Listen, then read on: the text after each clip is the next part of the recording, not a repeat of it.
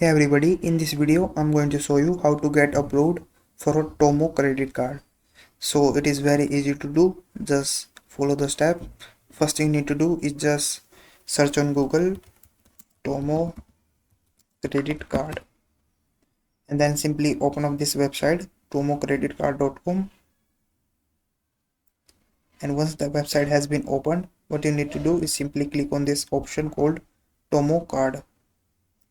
Once you click on that, this will show you detail of your card.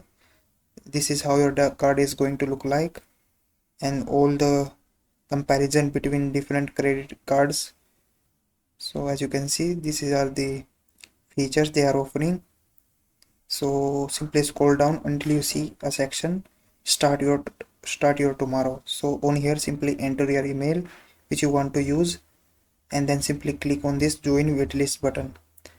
And once you click on that, they will send you email in some time and ask for your personal details, and they will check you if you are eligible for this card or not.